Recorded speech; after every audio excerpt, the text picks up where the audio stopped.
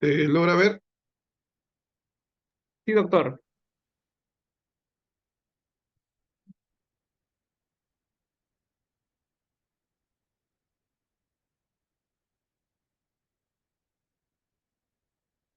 Muy bien, buenas noches con todos. Quien les habla soy médico radiólogo. Bueno, mi nombre es Aldo González Espinosa, soy médico radiólogo de, bueno, actualmente estoy en el Hospital Nacional 2 de Mayo y vamos a hablar este importante tema, extenso también, pero que es esencial para todo médico, ¿cierto? Los eventos isquémicos hemorrágicos del sistema nervioso central.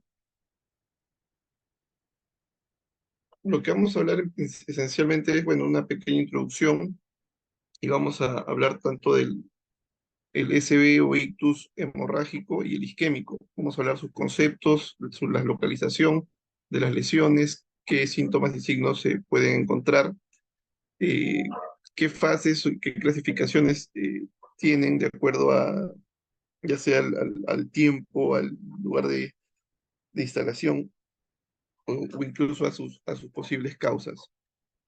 Primero, recordar que el evento cerebrovascular, también conocido como, por sus siglas como SB, se le puede denominar incluso en algunas literaturas o algunos artículos lo mencionan como ACVs, ictus, stroke, etcétera.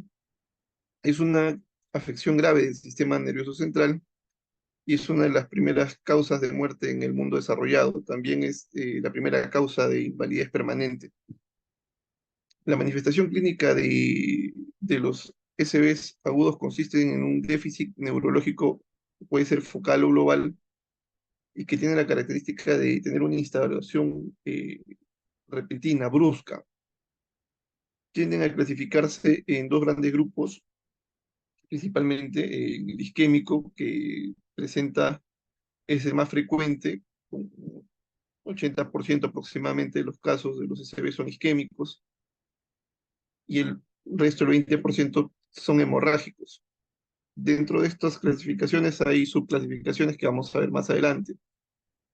Y bueno, dado que el diagnóstico clínico de estos eventos cerebrovasculares es inexacto en el 15 o el 20% de los casos, las imágenes se han convertido en una base para la clasificación rápida y el manejo temprano, ¿no? Que es muy importante, dado que en estos casos el tiempo es cerebro.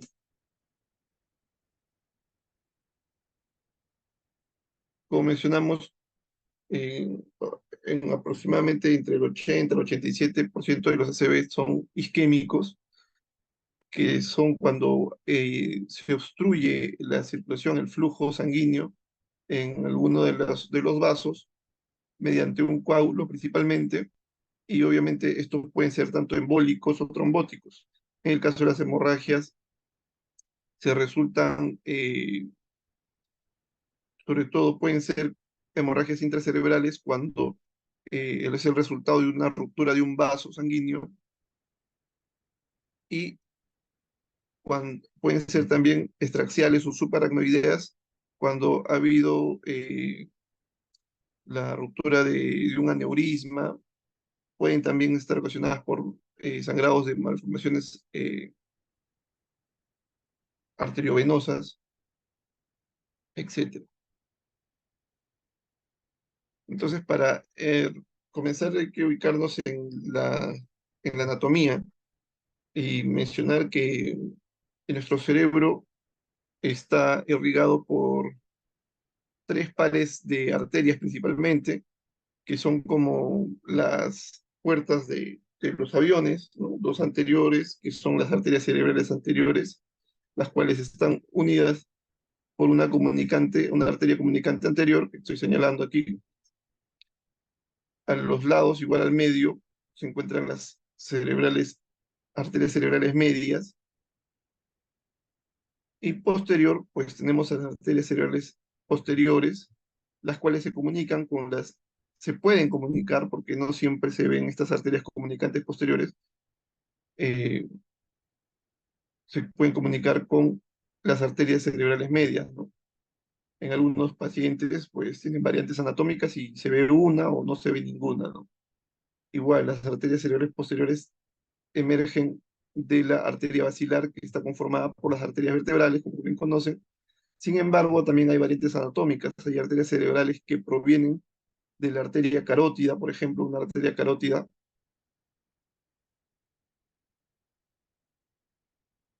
cuando la arteria carótida mayormente forma lo que es la cerebral media y la cerebral anterior. Cuando la arteria cerebral posterior emerge de la arteria carótida, es una variante anatómica que también le dicen origen fetal de la cerebral posterior.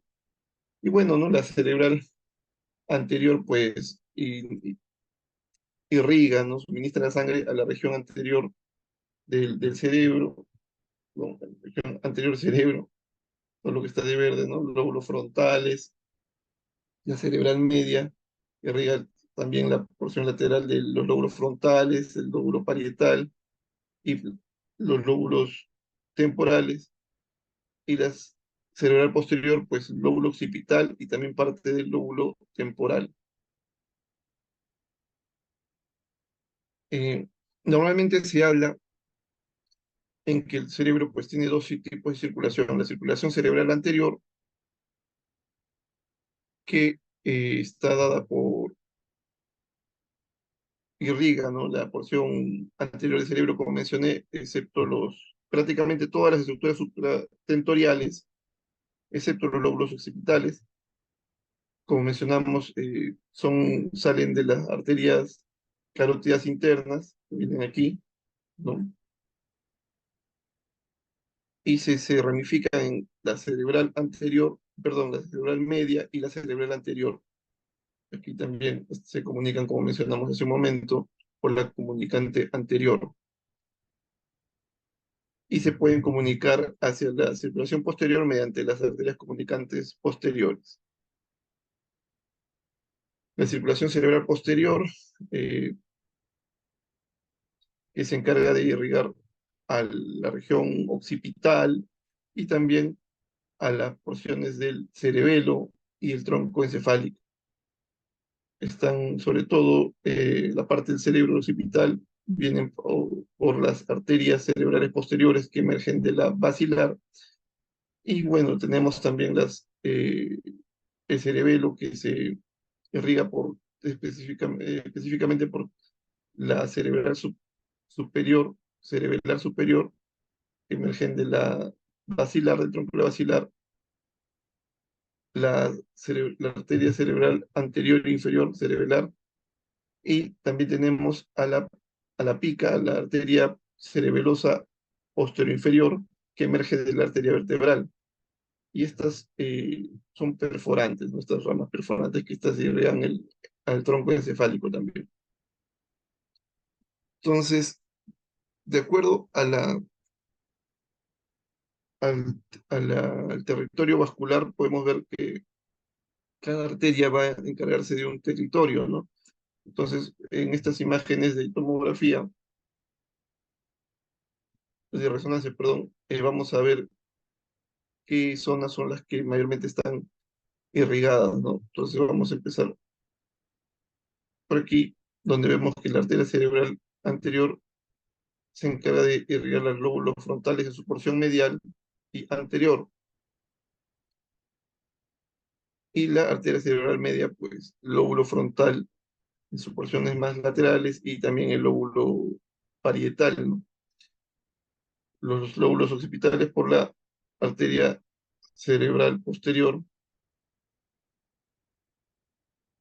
y en la parte de los ganglios basales, pues vienen las ramas, ¿no? Donde tenemos a las lentículas estriadas laterales, tenemos también a las arterias coroideas anterior, las arterias de la región talámica posterior se están ligadas también por la arteria cerebral posterior, y allá a niveles más inferiores vemos a las a la arteria basilar que irriga el tronco encefálico, la arteria cerebral anterior inferior, la cerebral superior, la cerebral posterior inferior. Ok. Y en función a la afectación de estas arterias, pues vamos a ver el compromiso, la lesión en estas ubicaciones, ¿no? Y con la consecuente sintomatología. Y ya entrando como tal al, al tema del ictus, a la clasificación del isquémico, este, este proceso se da como tal debido a una disminución del flujo sanguíneo cerebral. Obviamente, el cerebro, nuestro tejido cerebral tiene que recibir una cantidad de flujo y cuando ese flujo se ve reducido, limitado, se va a comprometer, va a haber una alteración en la función a nivel intracelular y extracelular, donde va a haber fallos a nivel eléctrico y van a producir los síntomas. Si esta disminución de flujo es muy marcada, y es por largo tiempo, pues va a haber daños tisular irreversible, ¿no? Mayormente, como mencionamos al inicio, pues se puede dar por esta disminución de flujo por una obstrucción en los vasos, puede ser por un coágulo o puede ser por émbolos que pueden ser cardioembólicos, arterioarterial, pero también existen por falta de perfusión debido a, por ejemplo, una falla cardíaca, una hipotensión, que el corazón no bombea la sangre suficiente y puede generar estos infartos, ¿no? Por hipoxia. Como tal, en delitos isquémicos tenemos que tener en cuenta que el cerebro necesita tener un flujo por encima de 50 mililitros por cada 100 gramos de tejido. Al- Cuando se produce una interrupción brusca, se genera estas alteraciones en el tejido y, y cuando esta lesión es permanente, es marcada, por ejemplo, por debajo de los 10 mililitros por cada 100 gramos, va a haber un daño ya irreversible. Se va a formar una necrosis coagulativa. Ya este foco, esta área, se le denomina el core del infarto. Y el área más periférica o adyacente al core es un área de penumbra, que en esta área el flujo ha disminuido, pero todavía está entre 15 a 20 mililitros por cada 100 gramos de tejido. Entonces, mientras más permanezca la, la isquemia, el core va a ser más grande, ¿no? Porque va a dañar, va a extenderse, la necrosis va a crecer, y lo que se busca es hacer que el core sea el mínimo posible, ¿no? Por lo tanto, tenemos que actuar lo más pronto posible, porque la zona de penumbra, la zona que rodea el core, ante la reperfusión, sí se tiende a recuperar y todo el tejido se recupera y vuelve a tener las funciones que corresponden a esa región. Entonces, como vemos aquí, ¿no? Si el flujo disminuye, llega a una área de penumbra, pero si pasa por debajo de los 10 mililitros, ya no hay nada que hacer. Esta zona ya se infartó como tal, ya no se va así se reperfunda, no se va a recuperar. Ahora, existen varios tipos de clasificaciones. Por ejemplo, existe una de las primeras clasificaciones de los ciclos isquémicos, era en función a al territorio, ¿no? Si eran infartos totales de la circulación anterior, por ejemplo, si ubicaban a la arteria cerebral media, al- se llamaba un infarto total de la arteria, total de la circulación anterior, y si abarcaba, era una sola parte de este territorio, pues era un infarto parcial.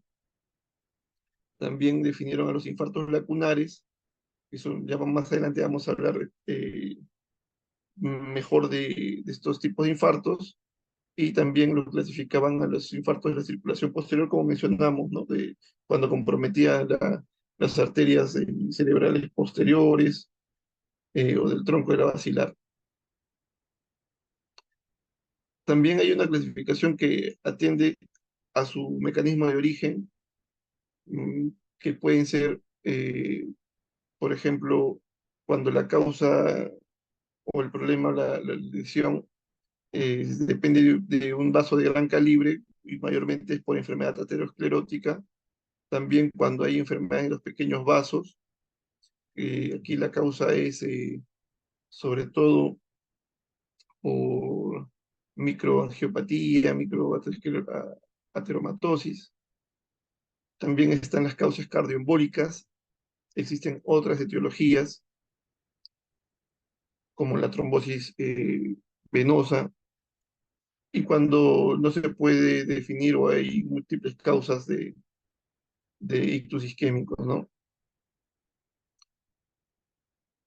La clasificación cronológica de los ictus isquémicos lo dividen en cuatro estadios. El hiperagudo, que tiende a ser, se da en las primeras 6 horas. Está el estadio agudo, que es de 6 a 48 horas. El estadio subagudo, que es de 2 días o 48 horas hasta las 2 semanas aproximadamente. Y el estadio crónico, más de 2 semanas y puede llegar hasta años, a lo que se le denomina encefalomalacia, ¿no? Aquí vemos unas vistas macroscópicas, ¿no? Del cerebro. En, en este caso se logra ver aquí la arteria cerebral media izquierda, donde se logra identificar un coágulo, ¿no? Y en el corte eh, axial vemos que la lesión que compromete este infarto, pues no son cambios muy evidentes en la vista macroscópica. Ya con pasar de los días, en estadios agudos se logran a ver más la lesión, ¿no? Se ve más la alteración de la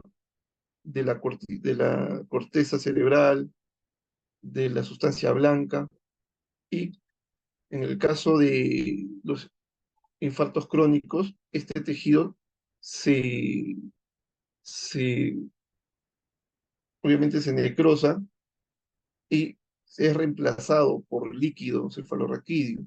Entonces se ve como una especie de cavidad, ¿no? A estas zonas es donde se le denomina encefalomalacia. Ahora, ¿qué importancia tiene las imágenes en la práctica clínica?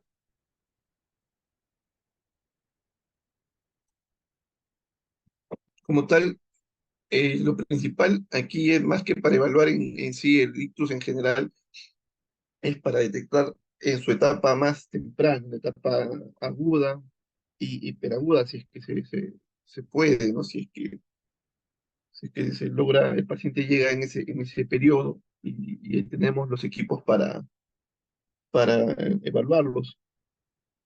¿Por qué? Porque mientras más temprano se diagnostique, pues podemos instalar más temprano también la terapia de reperfusión, que puede ser una trombólisis intraarterial, en casos donde se puede hacer angioplastías también, y la ventana para hacer la trombólisis tiende a ser de aproximadamente 4 horas. Eh, entonces, mientras más temprano se dice que el paciente con una clínica de ictus, o sea, con focalización, puede ser una hemiplegia o hemiparesia del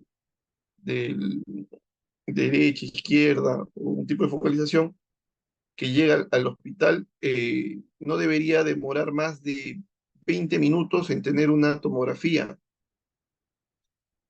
para poder actuar y ya viendo la tomografía podemos ya empezar a la trombólisis si es que está en el periodo adecuado o si acaso hacer la angioplastía, ¿no? Pero, pero ¿qué pasa? En la primera, en la tomografía, ¿qué vamos a hacer?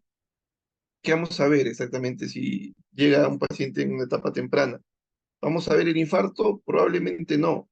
La finalidad, una de las principales, es excluir que no sea una hemorragia, porque vimos, ¿no?, que pueden ser o isquémicos o hemorrágicos. Y si un paciente con un SB hemorrágico lo trombolizas, pues peor, vas a condicionarle más sangrado.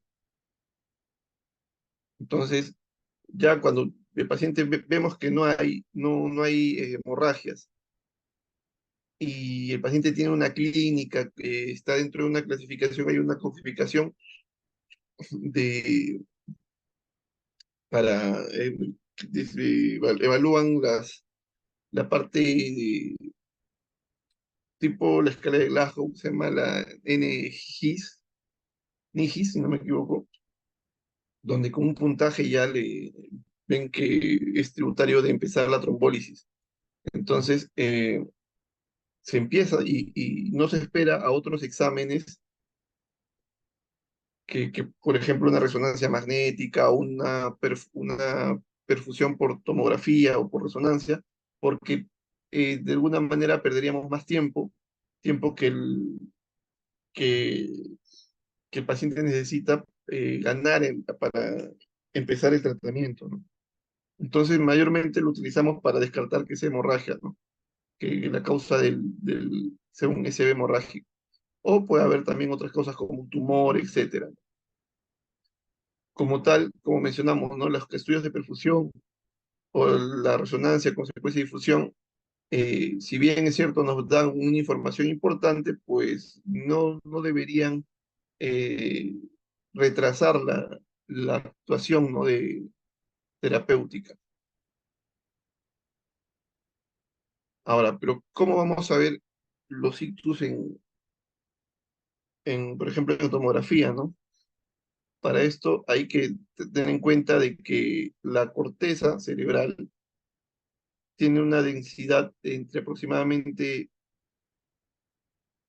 30 a 40 unidades Hansfield, ¿no? Y la sustancia blanca tiene una densidad menor porque tiene más tejido graso, ¿no? Los ácidos grasos de la sustancia blanca eh, disminuyen la densidad, ¿no? Acuérdense que la, los tejidos con grasa tienen menor densidad, entonces mayormente es de 20 hasta 30 máximo unidades Hanfield la sustancia blanca. Se ve más oscura que la sustancia gris, ¿no? La corteza. Sin embargo, la sangre tiene una densidad entre 50 a 100. Cuando es coagulada incluso es más, eh, es más hiperdensa. Cuando la sangre es más fresca, está entre 50 aproximadamente. Entonces, esos valores vamos a tenerlos en cuenta a la hora de ver las imágenes. Por ejemplo, eh, en un infarto, ¿qué sucede, no? Al haber hipoxia en el infarto, la isquemia se representa por un edema citotóxico que está condicionado por un incremento del líquido intracelular. Entonces, si el líquido que tiene una densidad de cero entra más a la célula, pues se va a ver de menor densidad. Por eso es que cuando hay un infarto, hay edema citotóxico, lo reconocemos porque vemos áreas hipodensas, ¿no? Vemos cómo es el parénquima cerebral y vemos que estas zonas, de la densidad, pues, o la atenuación ha disminuido, ¿no? Y al haber también edema, pues condiciona qué cosas, las células se hinchan, el tejido se hincha, se genera efecto de masa y vemos que comprime los ventrículos, en este caso el asta anterior del ventrículo lateral izquierdo, vemos que hay borramiento de los surcos y las cisuras, vemos que con los surcos, las cisuras silvianas, que en el lado izquierdo pues no se logra definir. ¿Por qué? Porque todo está hematoso, todo está eh, eh, infartándose, ¿no? ¿Y cómo vemos en la resonancia? Sobre todo si queremos detectar los hallazgos más tempranos, la secuencia que nos ayuda en la resonancia principalmente es la difusión. ¿Y qué exactamente hace esta secuencia, no? Lo que evalúa es a las moléculas de agua en el espacio extracelular. Por ejemplo, en esta imagen, ¿no? Vemos que estas son las moléculas de agua que están en el espacio extracelular, todas estas son células, y que tienen un comportamiento, ¿no? Tienen su movimiento browniano, pero ¿qué pasa cuando hay un infarto, ¿no? Al haber menos flujo de sangre, porque hay una obstrucción al flujo, no hay el flujo, se genera una hipoxia, disminuye el ATP. Si disminuye el ATP, falla la bomba sodio-potasio, ¿no? El sodio se queda a nivel intracelular y como hay más sodio en la célula, pues ocasiona que el líquido extracelular pues entre a la célula y se dematice, ¿no? Las células se dematizan y se reduce el espacio extracelular, el espacio donde las moléculas que quedan fuera pues no tienen la misma capacidad de moverse o de difundirse. Por lo tanto, aquí en el tejido normal, las células que están, digo, el líquido extracelular o las moléculas de agua a nivel extracelular, pues tienen facilidad para difundirse. Sin embargo, en el caso de cuando hay edema celular por el infarto, eh, tienen una restricción a la difusión, ¿no? A difundirse, moverse libremente. Entonces, en estos casos se menciona que aquí hay restricción. ¿Y cómo se ve esto en la imagen? Esta es una imagen de difusión que la podemos reconocer porque, bueno, no se logra ver lo que es la calota, ¿no? La calota craneana, solo se ve prácticamente el parénquima. Y vamos a verlo como unas áreas de mayor señal, áreas blancas o hiperintensas, ¿no? Recordemos que en tomografía se habla de densidades y en resonancia se habla de intensidad o señal, ¿no? Entonces, vemos que en esta imagen hay una hiperintensidad a nivel del lóbulo frontal y parte del lóbulo parietal derecho. Quiere decir que están aquí las moléculas aparentemente no se pueden mover igual que en el resto del tejido. Sin embargo, esto puede ser relativo y para corregir cualquier tipo de relatividad en este sentido, se utiliza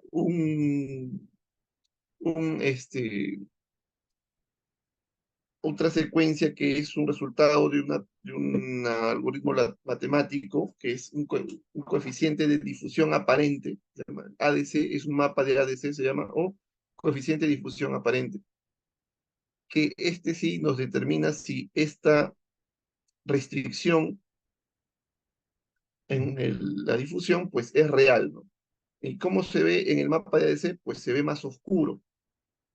Entonces, si yo veo una lesión en la difusión bien hiperintensa y veo que en el mapa de ADC la señal ha bajado es hipointensa, en un contexto clínico de un paciente donde se sospeche un stroke, un SB, pues aquí estoy diagnosticándolo, ¿no? Un ictus no isquémico, ¿no?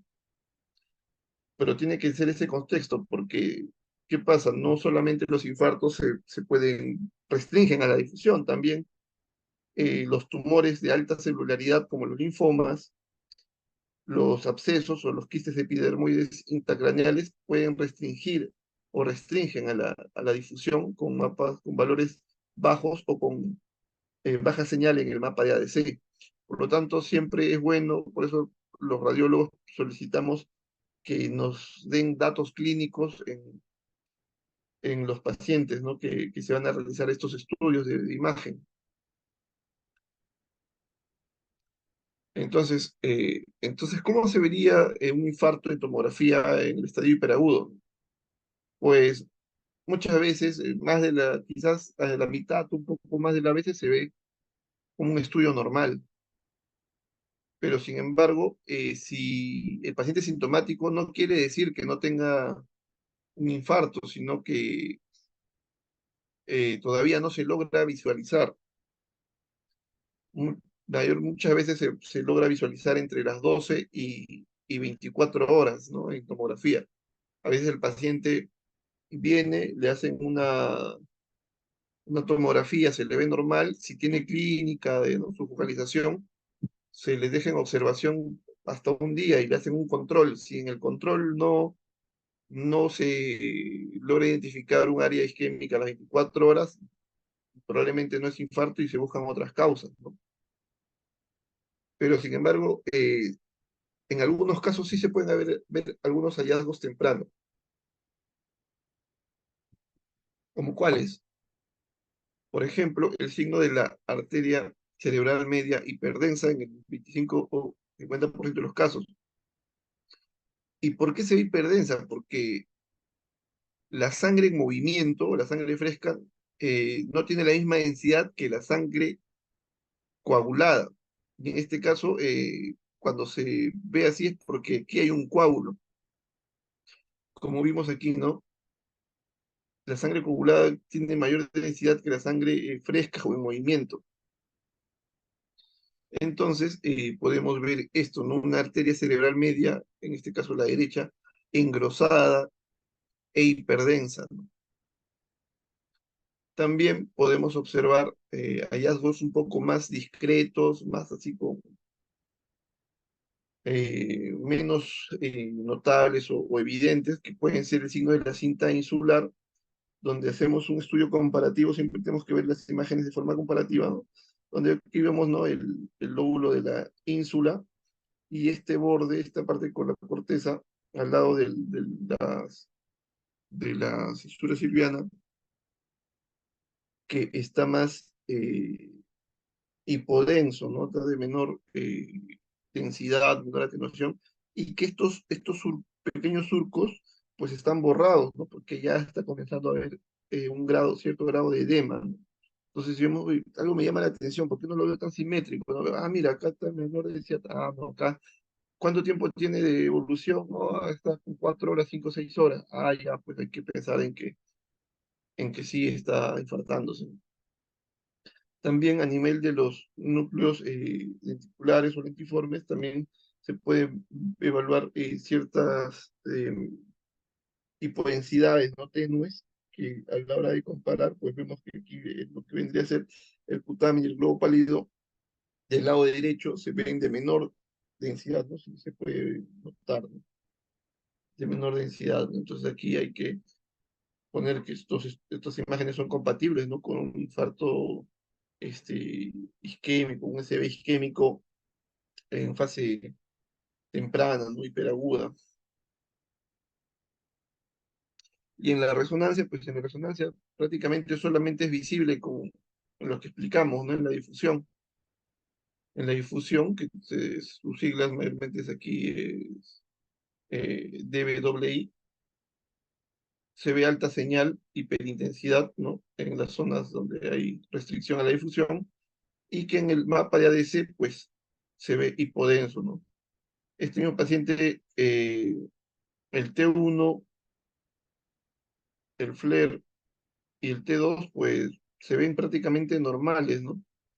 Las primeras 6 horas no se van a ver normales. Y en el FLAIR puede haber cierta hiperintensidad cortical, ¿no? En el 50% de los casos. Ahora, eh, también es importante saber que existen estos estudios, ¿no? La perfusión, que son estudios contrastados, utiliza contraste endovenoso, y mientras se le está haciendo el estudio se le va inyectando, ¿no? Y se va evaluando qué tanto este contraste, cómo es el comportamiento de su distribución, de su perfusión en el cerebro. Entonces se evalúan tres tipos de parámetros, por decirlo así: el tiempo de tránsito medio, el volumen de sangre cerebral, sanguíneo cerebral, y el flujo de la sangre cerebro por minuto. Y aquí vamos a ver en estos estudios qué zona es, por ejemplo, eh, si está más perfundida y qué zona es la que prácticamente no tiene perfusión. Pero sobre todo, identificar qué zona es la de penumbra, ¿no? Porque es la zona que es potencialmente recuperable, ¿no? Esta es por caso de resonancia, de tomografía, donde acá vemos una pequeña lesión hipodensa a nivel, ¿no? De la sustancia blanca profunda adyacente al ventrículo lateral derecho, hasta posterior, y le hacemos la perfusión en tomografía, y vemos que aquí está justo esa zona ahí, menor perfusión, ¿no? Y que todo el resto, pero aquí ya hay alteración, entonces esto por aquí ya está infartado, ¿no? Pero todo esto se va a comprometer, ¿no? Si no se actúa pronto, se puede perder. Entonces esta zona es potencialmente recuperable y tiene que actuar igual, en este caso un paciente, ¿no? Que tiene su difusión en una resonancia, vemos que aquí hay restricción, y en la perfusión por resonancia, que es prácticamente los valores son muy similares, eh, se ve qué zona hay de, de infarto, ¿no? Y qué zona es de penumbra, ¿no? Que se puede recuperar. En el estadio agudo, que corresponde, como mencionamos, de 6 a 48 horas, la tomografía puede ya mostrar hipodensidades típicas. Como dije, hasta 24 horas. Ya después de 24 horas, bien difícil que sea un infarto, ¿no? Puede ser otra causa, ¿no? Como mencionamos, el edema hace que los surcos se borren, que hay un efecto de masa que ya comprime el ventrículo lateral, que haya desviación, leve desviación de la línea media, ¿no? Y en la resonancia, pues prácticamente la difusión o el mapa de ADC se mantienen, ¿no? Pero ya comienzan a verse cambios en las otras secuencias, ¿no? En la secuencia T1 se ve más hipointenso, en la T2 se ve hiperintenso, y también en la FLAIR hay hiperintenso, ¿no? Si al T1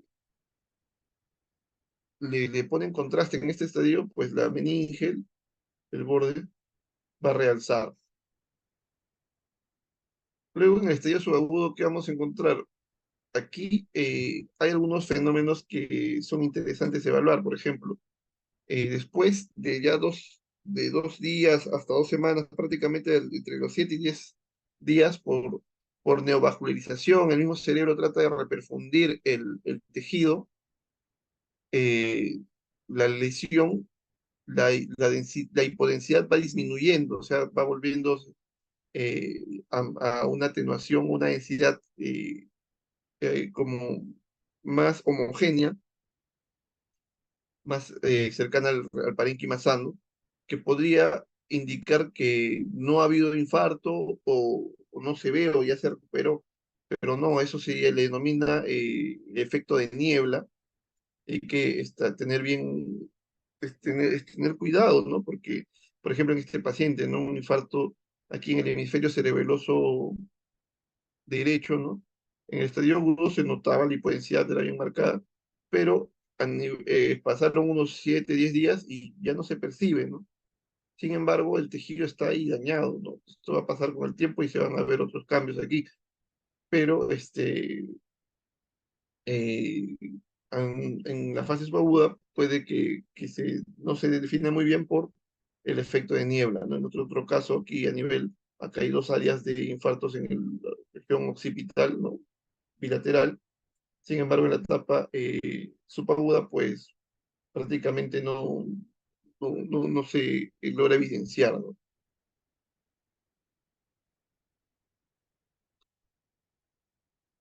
Lo otro que es importante tener en cuenta en este estadio es que puede haber sangrado. Es la zona, es el estadio, el periodo donde pueden haberse transformación hemorrágica, ¿no? Eh, Sobre todo por el hecho de haber este, usado, pues, ¿no? Trombolíticos, sobre todo cuando los infartos son extensos, hay mayor riesgo también de transformación hemorrágica, ¿no? Por ejemplo, esta lesión, de paciente tenía un infarto, digamos aquí, ¿no? En este caso es focal, ¿no? Agudo. Sin embargo, después, unos días después, se ve que hubo un sangrado y con mayor edema, ¿no? Y en este estadio, si le utilizan un examen contrastado, pues vamos a ver realce giriforme, ¿no?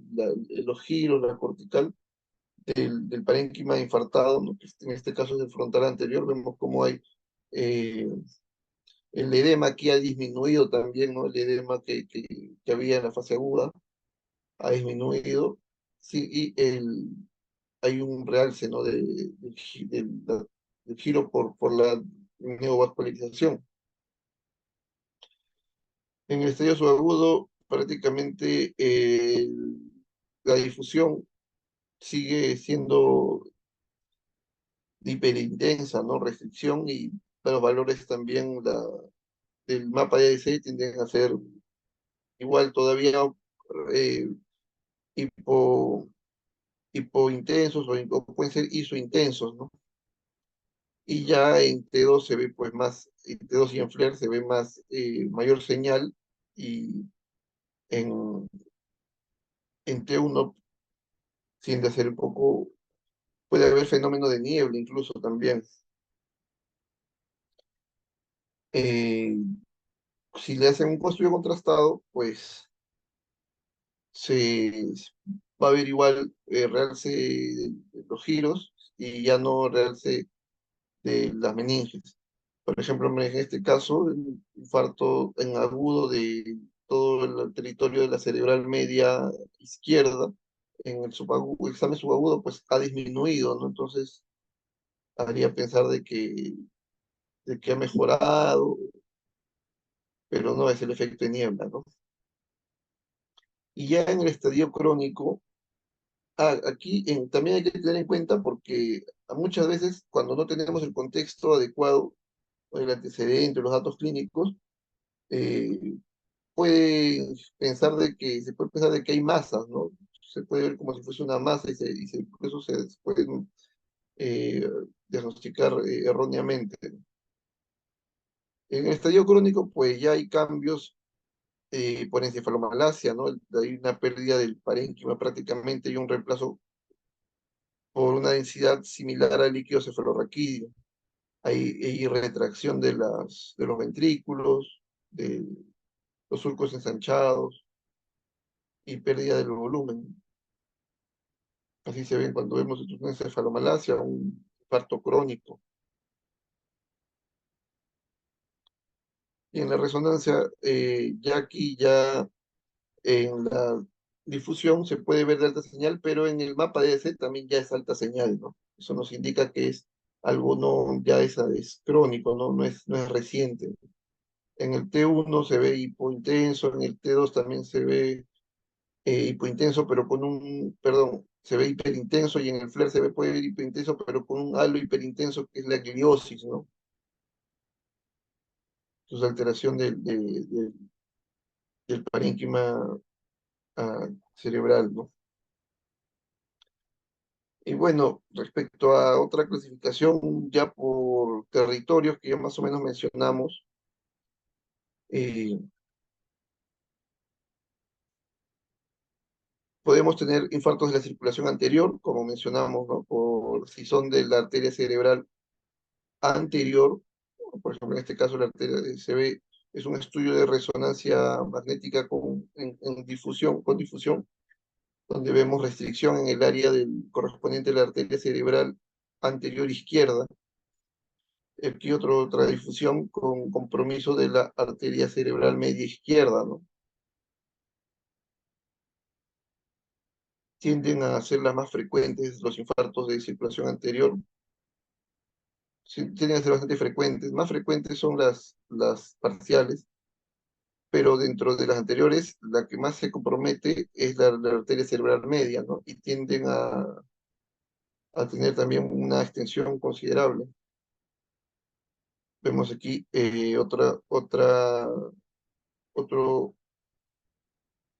hipodensidad, ¿no? Extensa a nivel del territorio de la cerebral media derecha, y vemos en este estudio geográfico también ausencia de la representación, ¿no? De la arteria cerebral media. Por lo tanto, aquí debe haber habido un coágulo, ¿no? Un trombo que no permite que el flujo pase y condiciona este infarto, ¿no? Con borramiento de los surcos y fisuras, compresión del ventrículo derecho en su alta posterior, desplazamiento de la línea media, ¿no? Todos signos de un infarto agudo, ¿no? Del territorio de la cerebral media derecha. Ahora, obviamente, mientras el tamaño indica de que esta obstrucción ha sido más proximal, ¿no? Mientras el trombo es más grande, pues más pronto también se va a enclavar, va a obstruir, ¿no? En cambio, los trombos más pequeños, pues llegan a ser más distales.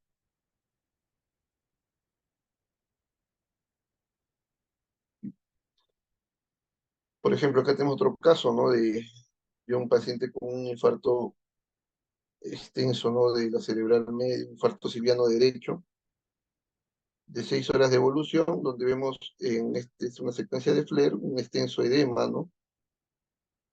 Y vemos la oclusión de la cerebral media, ¿no? Esta es una angioresonancia.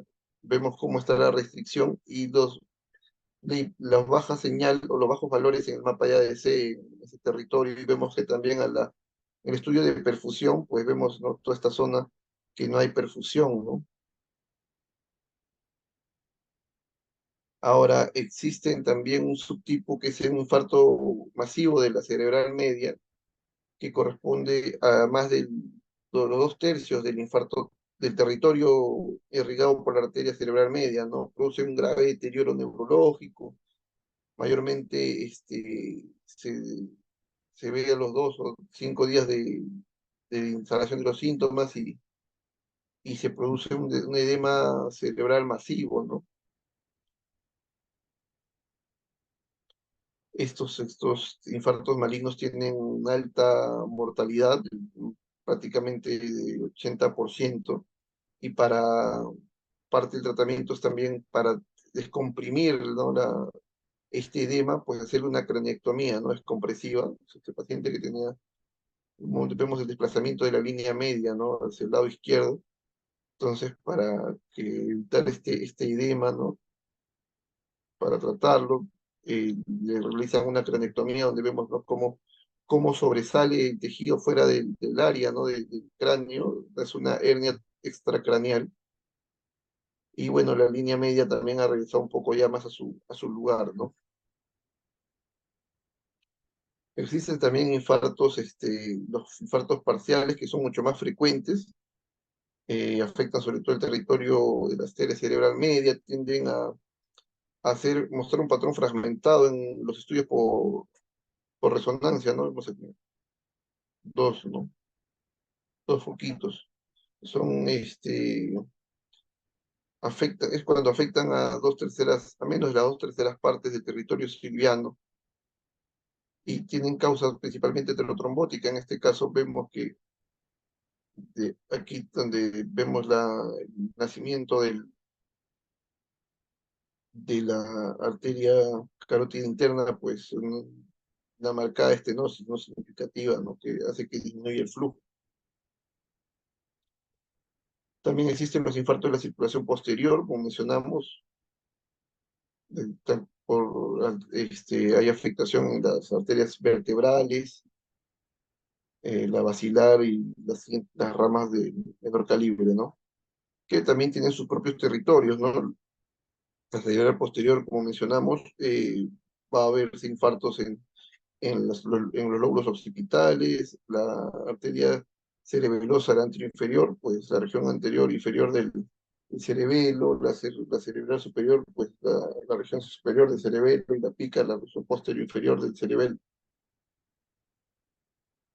Vemos, por ejemplo, aquí hay una zona, un edema en este estudio de Flair, hay un edema de, la de la mitad derecha, ¿no? Del bulbo el tronco encefálico, que está condicionado por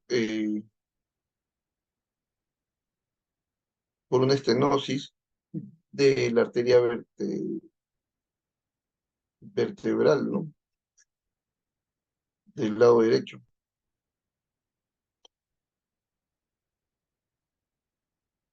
Y vemos que pueden haber los segmentos más distales, segmentos medios, segmentos proximal, ¿no?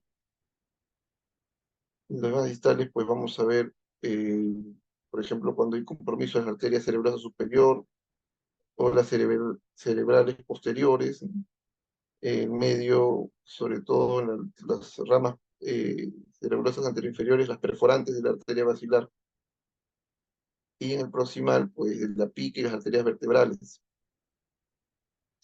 También existen infartos lacunares, que es cuando hay una afectación del sistema perforante, ¿no?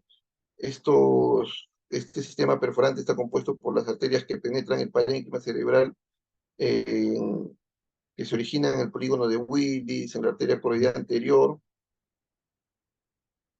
y en la arteria basilar también. Eh, Irrigan los ganglios de la base, el tálamo, eh, la cápsula interna, también en la región paramediana del tronco encefálico. Presentan, estos infartos representan entre el 11 y el 25% de todos los infartos isquémicos, pueden ser asintomáticos incluso, y depende mucho de su tamaño, ¿no? Para ver que los síntomas tienden a no pasar de 15 milímetros en la fase crónica. Cuando son agudos por el edema pueden ser más grandes, y las que se afectan más son las arterias, los territorios irrigados por las arterias lentículo-estriadas, la arteria coroidea anterior, las tálamos perforantes, ¿no? Vamos a ver. Por ejemplo, ¿no? Aquí vemos aquí en el protuberancia derecha un área de restricción a la difusión, ¿no?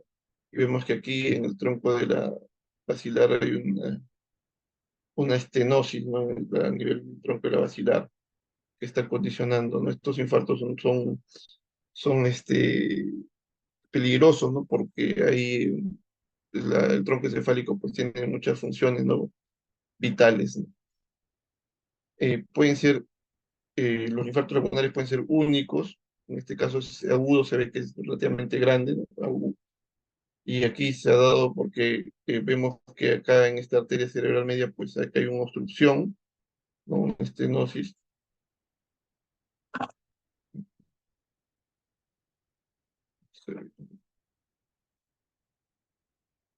Ahí está. Una estenosis que ha generado este infarto lacunar, ¿no? Esta difusión, este es un flare, vemos todo este edema.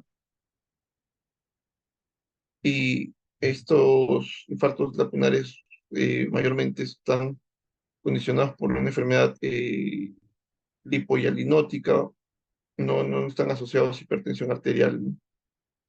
Pueden ser también múltiples, vamos a ir avanzando.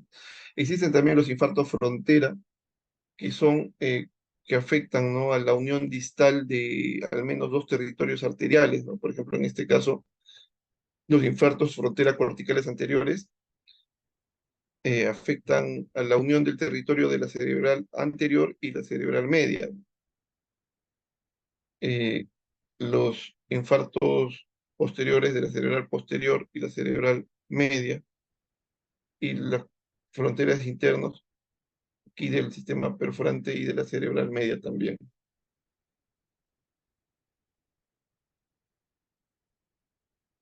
¿Entienden?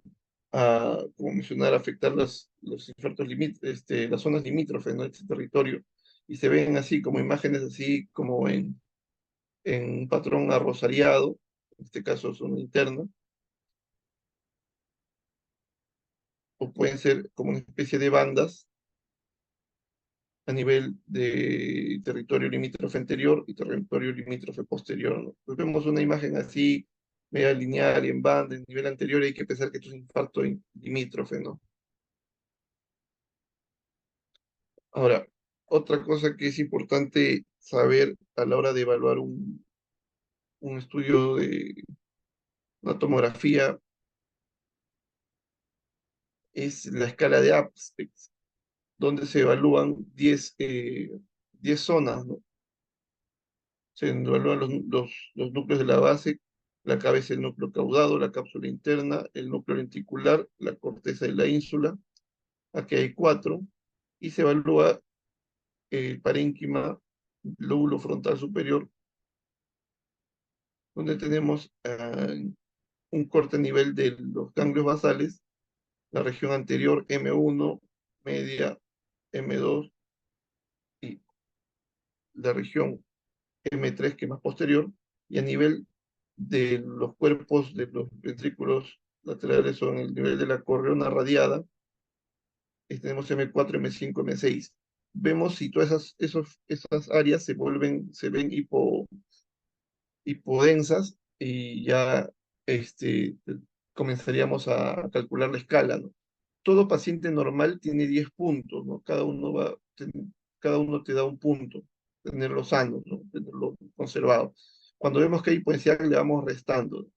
Entonces, un paciente que tiene hipodensidad a nivel de los ganglios del caudado, de la cápsula interna y del núcleo lenticular, y todo lo demás está conservado, tiene una escala Aspects de 7, ¿no? Se dice que a partir de las 7 ya es que debajo de 7 es más peor el pronóstico, ¿no? Por ejemplo, ¿no? Este es un paciente de 64 años con afasia brusca por tercera evolución, se le hace este estudio, ¿no? de la tomografía y no se ve una zona como tal eh, hipodensa, ¿no? Definida, ¿no? Evidente. Aspect 10, ¿no? En cambio aquí, este paciente de 83 años con 4 de evolución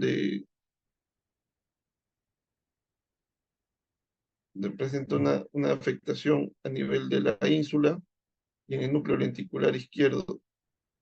En este caso tendríamos un aspecto de 8, ¿no?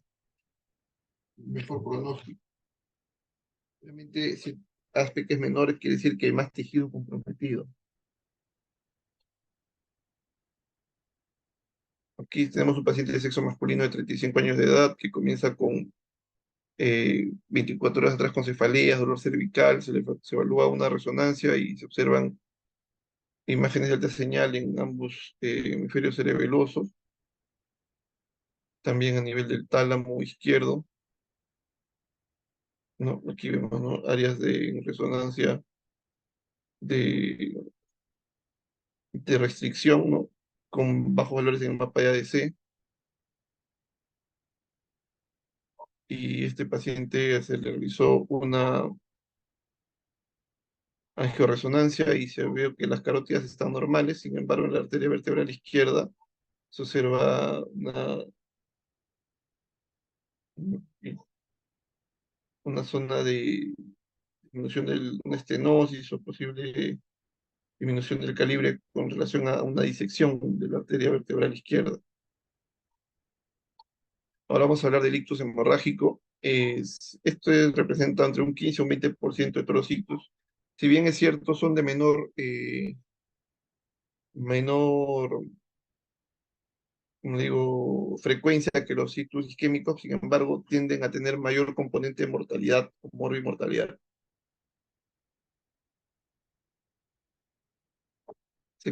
Pueden clasificar por hemorragias intraparenquimatosas, mayormente de causa por hipertensión arterial o angiopatía amiloide.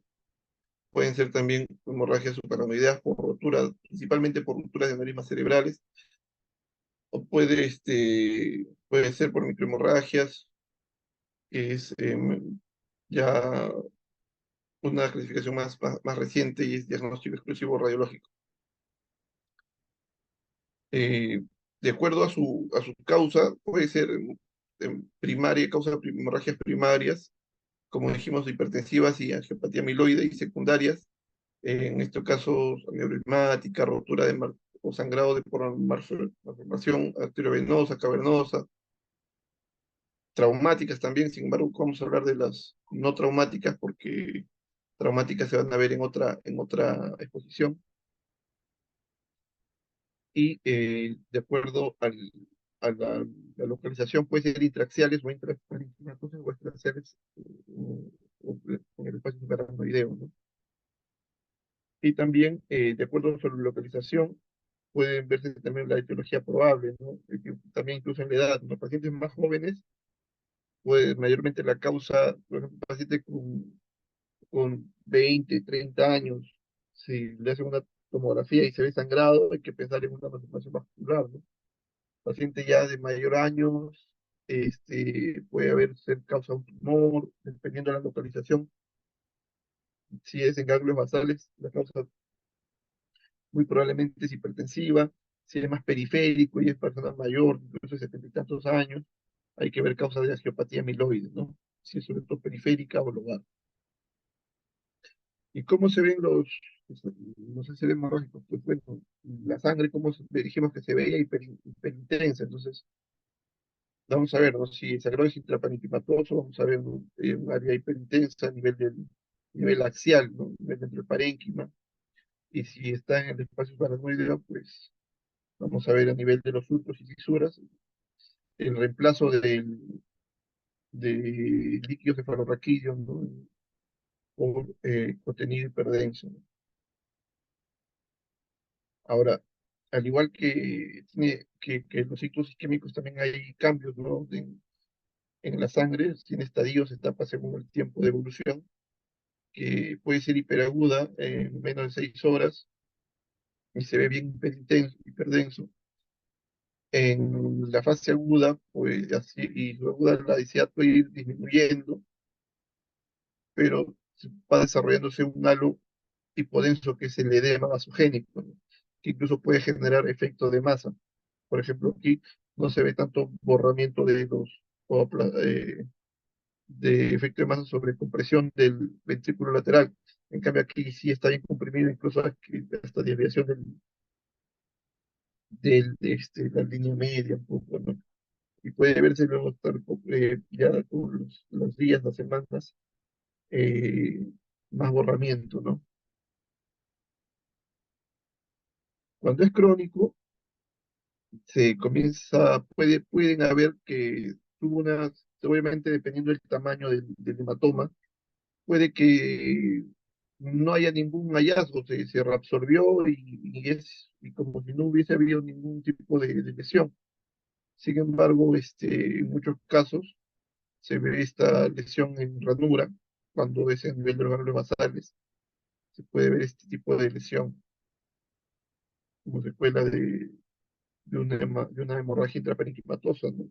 Es una ranura, una encefalomalacia, es una ranura. También pueden este, verse como un área de enfermedades del líquido, o incluso puede verse en algunos casos calcificación. Ahora, de acuerdo a su localización, ¿no? Cuando la causa es de una hipertensión arterial sistémica, mayormente central, ¿no? Entonces vemos paciente ya adulto mayor, vemos sangrado, de localización central o en fosa posterior, hay que pensar como primera posibilidad que sea una hemorragia intraperitoneosa de etiología hipertensiva, ¿no? Aquí en este caso no vemos que hay compromiso, esa tomografía, compromiso de qué parte, de núcleo caudado, de núcleos ventriculares derechos, ¿no? ¿Con extensión a dónde? A los ventrículos, ¿no? Hay una extensión ventricular.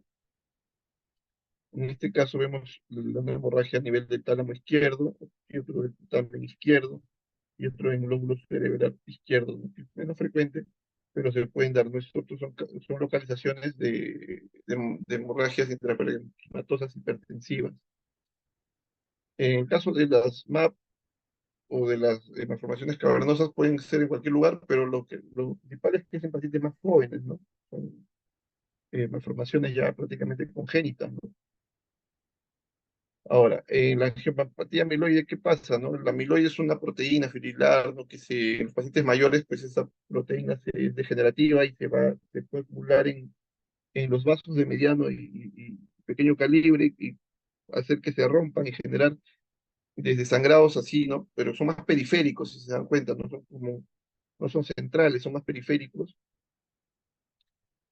sangrados así focalizados o múltiples incluso, ¿no? Esto es una ecogradiente, una secuencia de resonancia, donde se ven estos puntitos negros son focos de sangrado. Ahora, también otras causas de sangrado, pues son las trombosis de los senos venosos, en este caso una trombosis del seno venoso, ejemplo, este es el seno sigmoideo, y aquí está el contraste, no se ve, pero aquí se ve oscuro. ¿Por qué? Porque hay un trombo. Entonces, este trombo va a condicionar este sangrado, ¿no? Sangrado por trombosis venosa. Pueden condicionar. Ahora, en resonancia magnética es un poquito tedioso se puede identificar el estadio, no se acuerdan las secuencias T1, T2 y T ecogradiente. Y hay varias formas de esquemas, ¿no? Para poder recordar. Uno de los más fáciles o más prácticos son estos, ¿no? Se pone en una tabla cartesiana, ¿no? Eje vertical y horizontal, el T1 y T2, ¿no? Los valores menores se ponen hipointensos y los valores mayores, pues hiperintensos, ¿no? Entonces, en la fase hiperaguda, pues T1 es isointenso y T2 es hiperintenso, ¿no? La fase aguda T1 sigue siendo isointenso. Pues T1 mayormente las dos fases primeras son isointensas y las dos fases siguientes, que es la subaguda, es de hiperintensa. En la subaguda es hiperintensa, ¿no? T1. Y T2 en la fase aguda es hipointensa, pero sin embargo en la fase subaguda temprana tiende a ser hipointensa, pero en la subaguda tardía ya tiende a ser hiperintensa, ¿no? Y en la fase crónica, T1 es hipointenso y T2 es hipointenso, pero a nivel del halo, ¿no? Que es una especie de halo, no sé si lo ven. Y lo que le diferencia en T2 gradiente o el ecogradiente es que se ve igual que en T2, pero en la secuencia en crónica todo se ve hipointenso, ¿no? Tanto T1 como T2. Entonces, la forma realmente de ver en qué estadio sería el sangrado, ¿no? El hematoma o la hemorragia. La hemorragia subaracnoidea que se ve, ¿no? El contenido hiperintenso, o hiperdenso, perdón, en la tomografía a nivel de las cisternas de la base, las cisuras silvianas. Ahora, es importante muchas veces hacerle una geotomografía a los pacientes con hemorragias subaracnoideas porque de repente están ahí con esto mayormente el paciente viene por una cefalea bien intensa y luego de estar con tratamiento y observación comienza a tener focalización y es porque muchas veces el sangrado irrita los vasos y hace vasoespasmo, ¿no? Y puede causar isquemias cerebrales. Entonces se estudia también eso, ¿no? Las causas de las hemorragias subaracnoideas principalmente es la ruptura de aneurisma o tumores que están sangrando, malformaciones arteriovenosas, angioplastías amiloides, ¿no? Entonces, la principal es el aneurisma, ¿no? La rotura de un aneurisma. Y se dice que un aneurisma cuando mide, que no es más que una dilatación, ¿no? De la pared de las arterias que en forma de saco, cerebral, más o menos tiene forma de saco, y que cuando mide más de 1 centímetro, pues tiene mayor riesgo de rotura, ¿no? Entonces, en este paciente se ve todo un área de sangrado, ¿no? Y se le hace un angio y se ve que acá este es el aneurisma por donde estaba sangrando. Sin embargo, es importante hacer estudios de angio, angiotac, angioresonancia o angiografía por sustracción digital para ver bien la morfología, ¿no? El tamaño del aneurisma. Más frecuentemente se dan en la arteria comunicante anterior, también se puede dar luego en la bifurcación de la cerebral media y también a nivel de la comunicante posterior, en la carótida interna. Menor frecuencia en el tope de la basilar. Entonces, ¿qué pasa con estos? ¿Cómo se tratan? Aquí si hay un aneurisma, el neurocirujano entra y le pone un clip y ya no pasa sangre, y si se rompe, no se va a romper, bueno, pero no está sangrado. Pero si, los cirujanos endovasculares, los neurocirujanos oculares, los radiólogos, neuroradiólogos intervencionistas, eh, pueden ponerle stain, pueden llenarlo de coils, cosa que no, ya no va a haber riesgo de sangrado, ¿no? Así se pueden ver, ¿no? En tomografías, se hacen reconstrucciones volumétricas para tomar bien las medidas.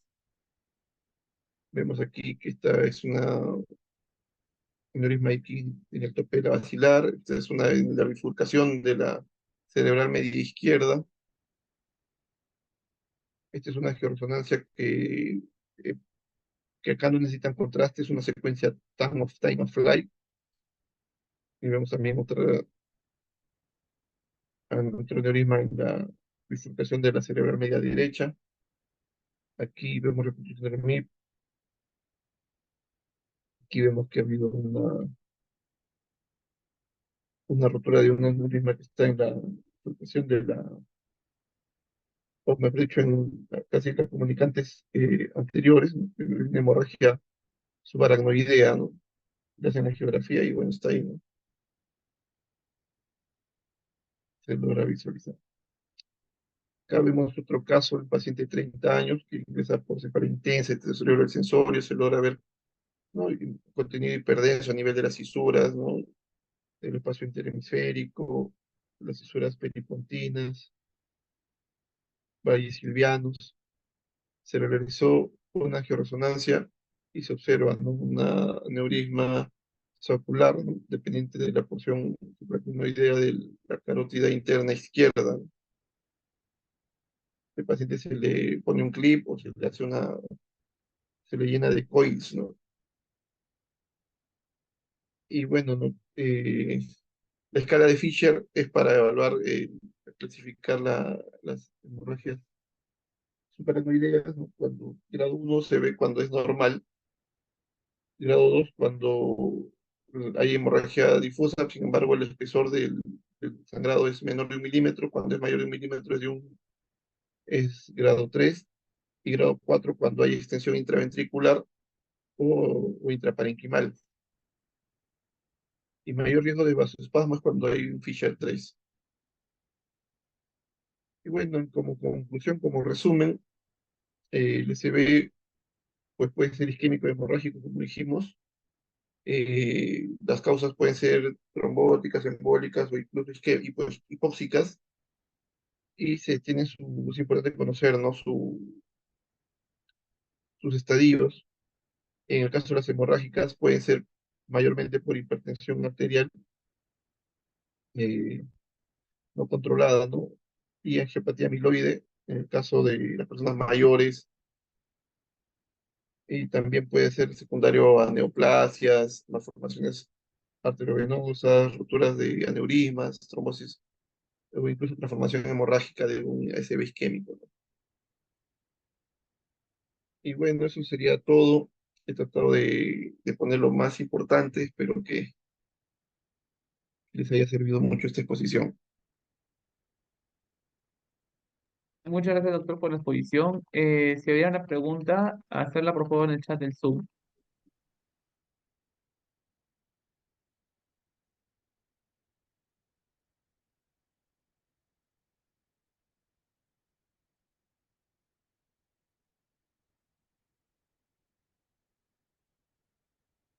A ver, dicen aquí, ¿en qué momento debo solicitar la difusión y la AS en el ACV isquémico?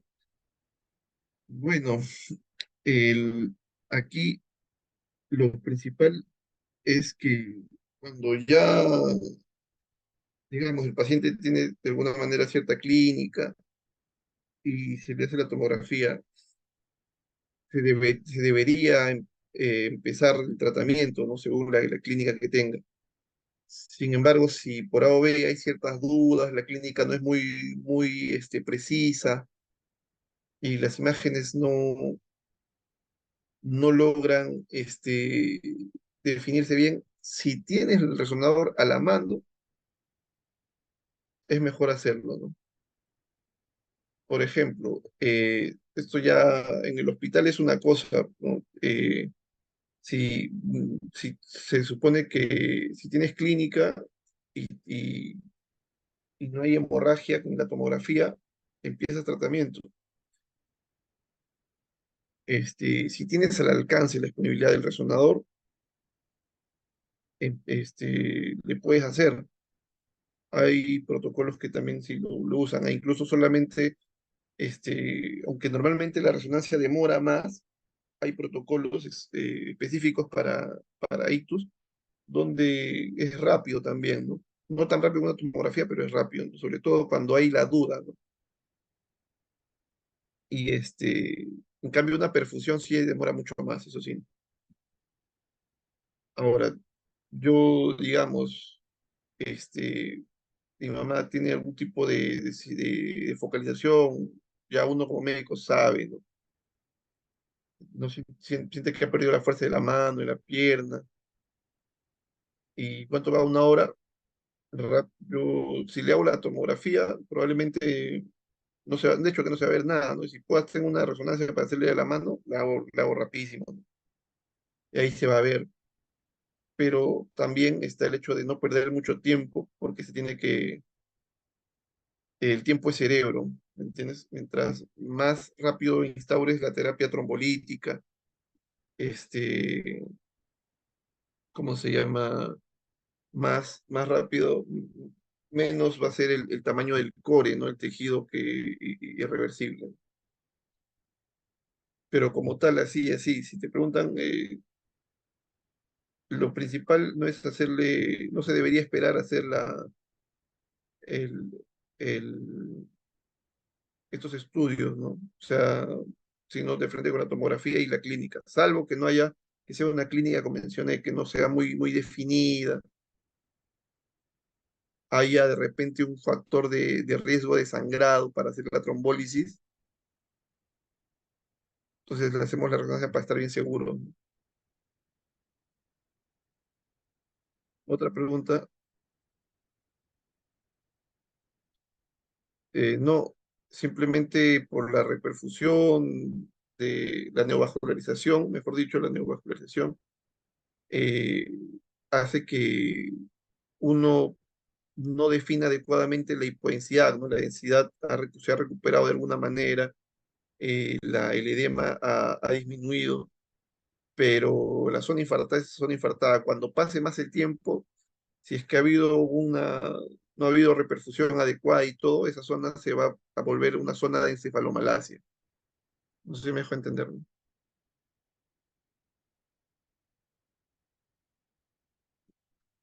Qué bueno, Nadia. A ver, ¿alguna pregunta más?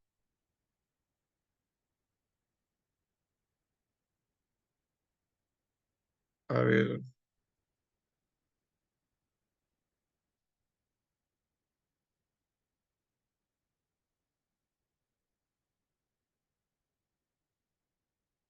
así que ya saben.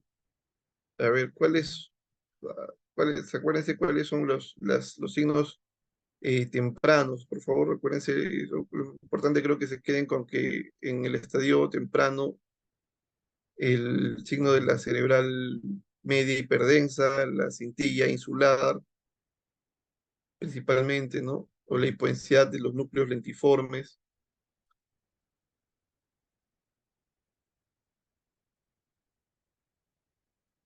Muchas gracias por la presentación.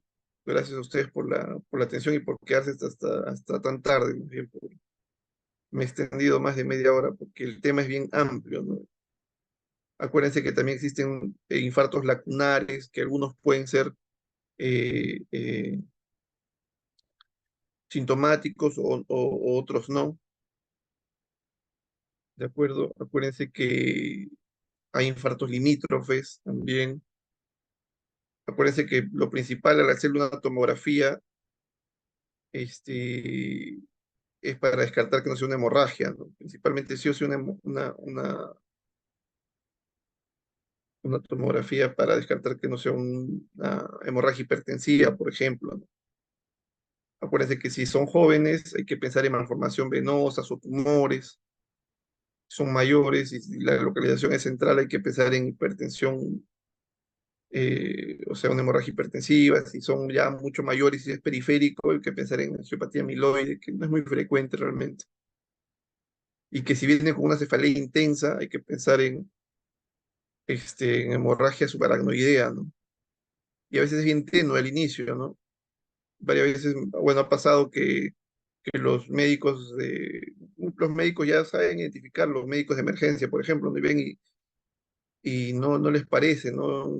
De pronto lo punzan, a veces y ven que no, que ha salido el líquido cefalorraquídeo hemático, ¿no? Entonces cuando ven bien y nos preguntan los casos a los radiólogos y vemos, mira bien, y se ve justo ahí unas tenues líneas hiperidensas ahí entre los surcos, entre las cisuras.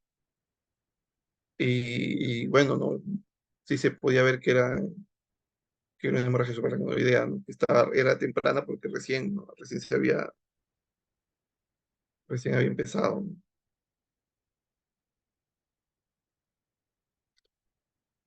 Bueno, ya prácticamente son las 10:20. Les agradezco a todos principalmente a los organizadores por la invitación. Es- Felicitaciones por estar viniendo, haciendo estas actividades. Sé que se hacen anualmente, esta es la segunda ocasión que participo y felicitaciones a todos ellos, ¿no? Y gracias a todos por su atención y por quedarse hasta tan tarde. Buenas Muchas noches, buenas gracias, doctor, noches. por sus palabras. Hasta otra ocasión. Listo, doctor. Nos vemos en otra ocasión. Cuídese. Chao.